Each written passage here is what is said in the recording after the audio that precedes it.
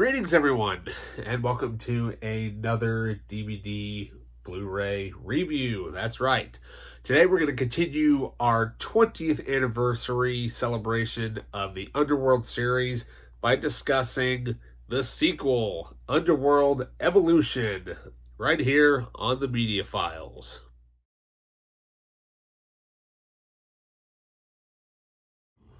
Welcome back.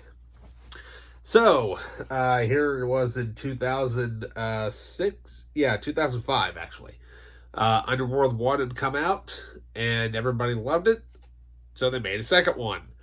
And with that, they basically kind of went back and kind of explained basically who the vampires and who the vampires and the werewolves, basically how they kind of started to collide because of the families.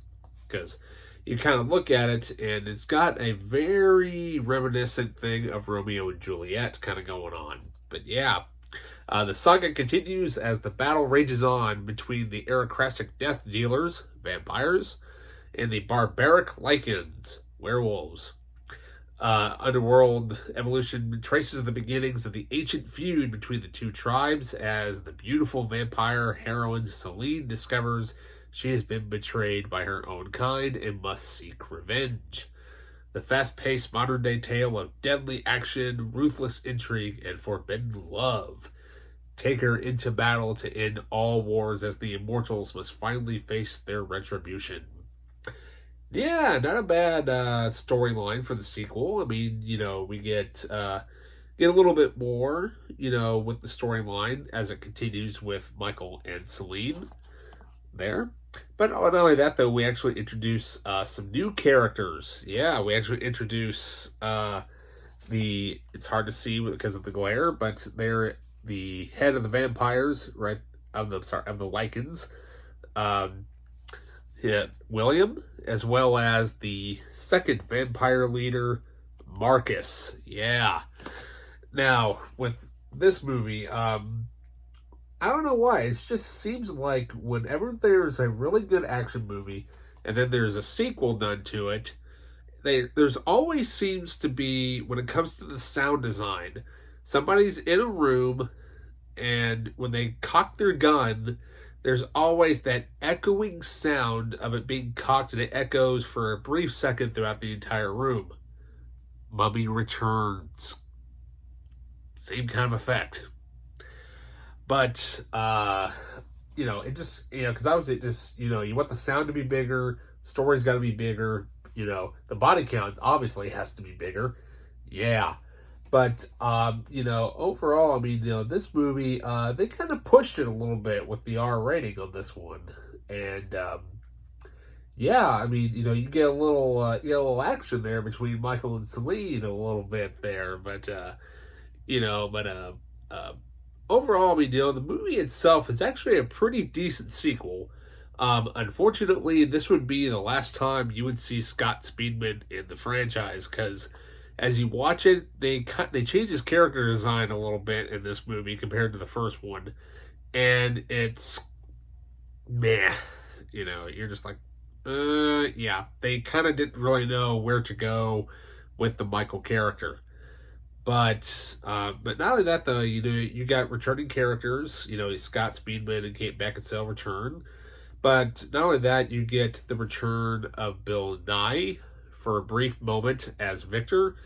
But then you have Tony Curran, who comes in as Marcus. And man, you don't mess with Marcus in this movie, because he'll take you out like that.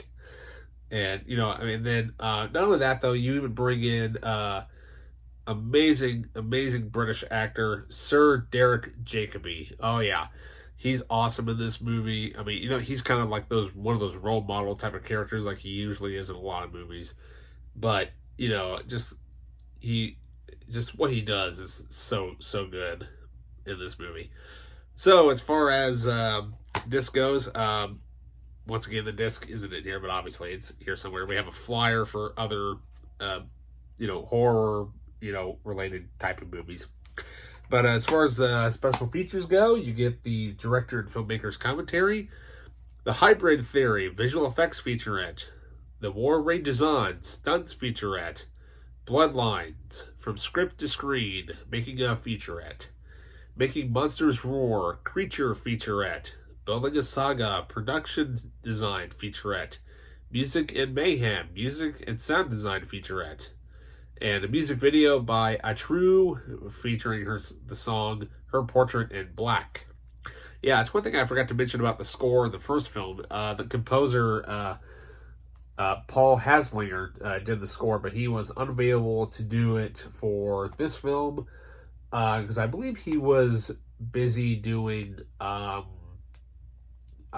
believe it was Death Race or something before that. It might have been Crank, actually. So you have Scream composer Marco Beltrami doing the score for this film, and I believe it's his second, his second action score that I think he's ever done, and actually does a pretty good job with it.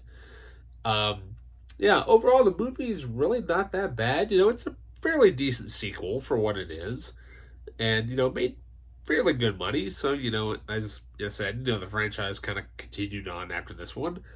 And so with that, please like, subscribe. Link to purchase this will be down below. And please keep on watching for the next review of the upcoming Underworld 3. That's right, we're going to keep on rolling with this series. See you in the next review.